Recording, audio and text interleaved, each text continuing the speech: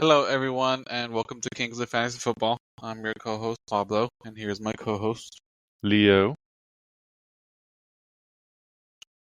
So, on today's episode, we are going to discuss waiver wire targets for Week 7 of the fantasy football season. So we're going to go and dive right in. So, first position is going to be the quarterback position, and we are going to, or my target for quarterback is going to be Father Time, and I'm talking about Joe Flacco, the Bengals. I think he kind of revitalized that offense this week against Pittsburgh. Threw for 342 yards, 3 touchdowns. He's only rostered in 5% of leagues, so especially if you're like in a 2 QB league like I am, you're kind of trying to get anyone to kind of solidify that position. So definitely like someone that I would target. Probably not in 1 QB leagues, but definitely for 2 QBs. What about you, Leo? Well, yeah, the first quarterback I'm gonna go diving into the waiver wire for this week is actually gonna be Michael Penix Jr. He's had kind of like a up and down season, but what's good next week, well, this week, he gets to face the Miami Dolphins. They're allowing the 8th most fantasy points to quarterbacks this season. The previous games that Penix has had a favorable matchups, which was against Washington, that they're ninth against the favorable, and also the Tampa Bay Buccaneers. They also, in both of those cases, he allowed over 26.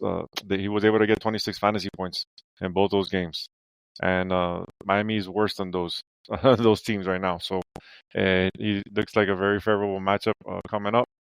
This week also, JJ McCarthy it still looks like he's gonna be benched. So if you're like in a double 2 quarterback league, super flex, Carson Wentz might be an option for you as well. He's been doing that, pretty decent so far. And they've already said that he's gonna be starting this week. And another quarterback with a favorable match. Like I said, these are more deeper leagues and stuff like that. Is Tyrod Taylor. They've already benched Mr. Justin Fields. Looks like he don't even run. He can't be quarterback. So and this week they're playing Cincinnati. So he should have a nice decent game in superflex leagues. Another quarterback that also got hurt was Bryce Young.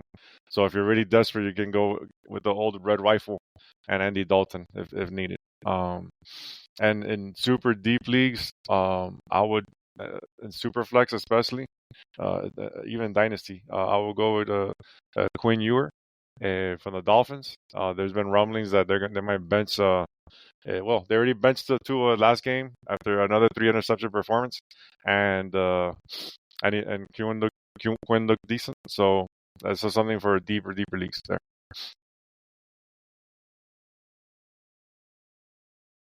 All right. Now moving on to running backs. Now, this running back that I would target, just going based off what he did this week. He did have a lot of attempts. Talking about Kyle Monange of the Bears. I know Swift owners are really happy because had a really huge game. So I don't know, maybe they were using Monange, whether it's the passing game, but he had 13 attempts for 81 yards and a touchdown. He's only rostered in 4% of leagues. But maybe if Swift were to miss any time, then Monange showed that he can kind of fill in for him. Again, not like a must get, but kind of thinking of the future. If you have a roster spot, who knows? And that was Kyle Monange of the Bears. What about you, Leo? So yeah, definitely. Running backs are getting also watered down. So definitely, being that some teams are coming off buys and stuff like that, or just you want to start looking into getting their backups. running backs and stuff like that. So maybe check Aaron Jones. They're saying that he's been kind of activated, not activated, but due to return from IR soon. So see if someone dropped him by chance. Tyler Algier as well. Uh, just like Penix, that even though Bijan is the man there, but maybe they go so far ahead and then they let Tyler go, run a little bit more. And if he gets hurt, if Bijan gets hurt, then you're a gold mine there. And then also Kenneth Gainwell as well. So further down here, one running back that that I've loved since he's been drafted, and this past week he had a nice game, and that's Brashard Smith from the Kansas City Chiefs. They've been integrating him little by little over these last few weeks. Every week he seems to be getting more and more touches. He is a rookie, so to me, I think he can, if you remember back a few years ago when they had Jerick McKinnon, I think that Rashard Smith can be that kind of player for the Chiefs. And, they have a matchup this week against Washington. So that's someone definitely as a high priority there. Check to see if Trey Benson's there. Even though they're on a bye, I think he has one more game, and then he should be back by week 10. So if he has it, if he's there, you pick him up, put him in the IR. Someone to look at there. Zonovan White, Bam, he's been doing well as well, and then other in a little deeper league formats, you can look for Devin Neal. He's a rookie with the New Orleans Saints. Now that Kendrick Miller is out for the year with a torn ACL. So far Alvin Kamara hasn't looked like he used to, and Devin Neal is someone to look at in deeper leagues as well. Devin Neal. All right.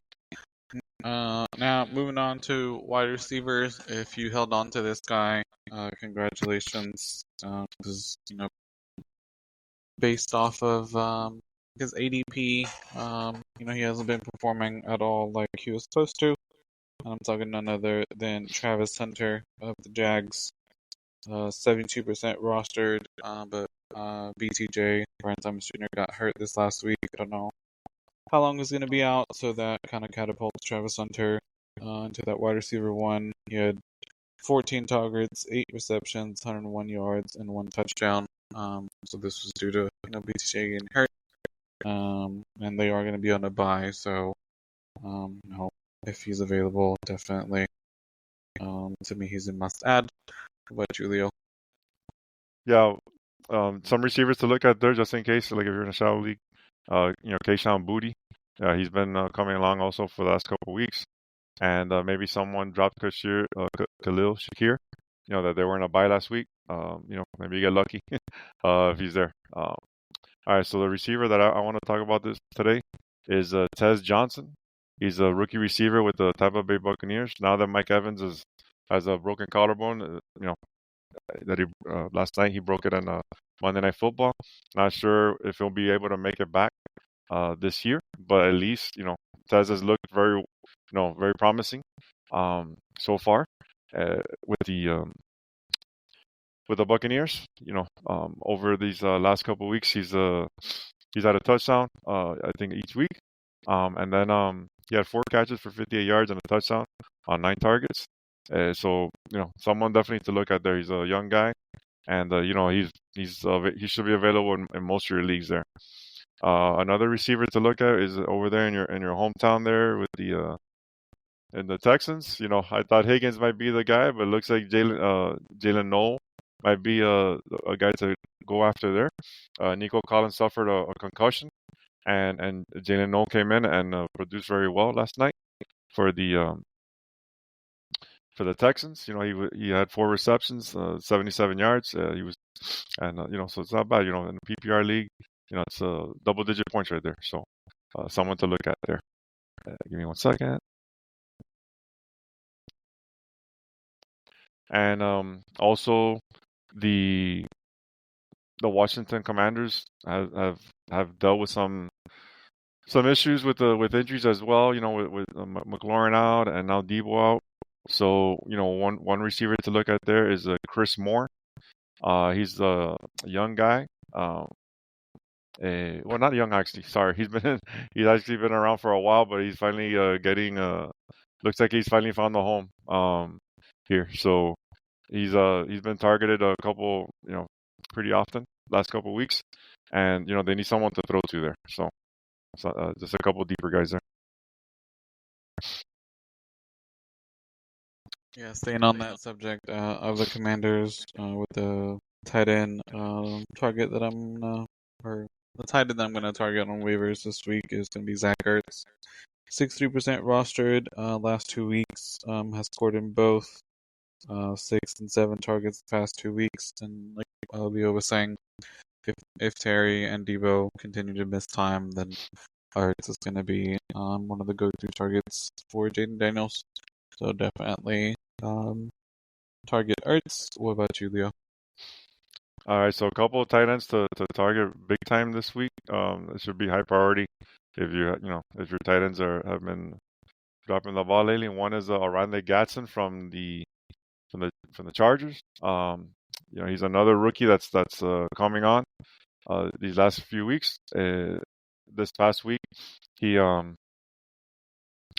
he did he had he had 7 receptions for 164 yards and a touchdown. That's pretty not bad right there as a rookie. He's the son of a old Dolphin receiver back in the day, Orlando Gatson. So he's been doing well. And another tight end that, due to all the injuries, Mike Evans, last night, Kate Otten was also the go-to receiver as well. In that offense, Baker Mayfield, he's not afraid to sling it to anybody, and Kate is. All right.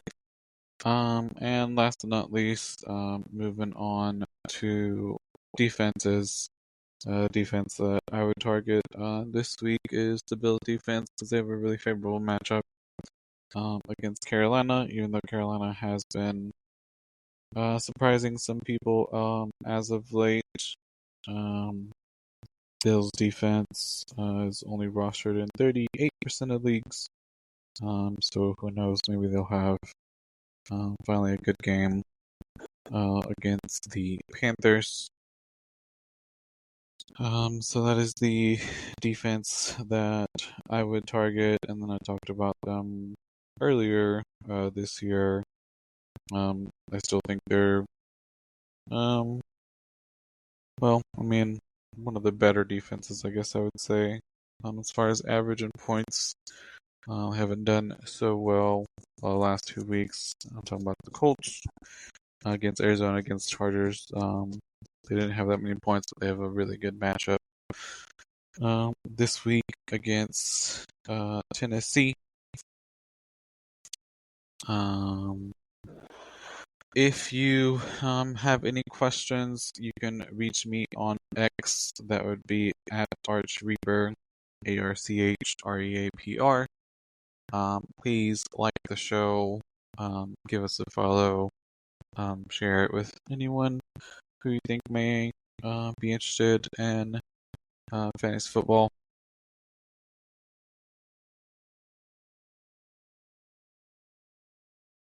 Thanks, everyone.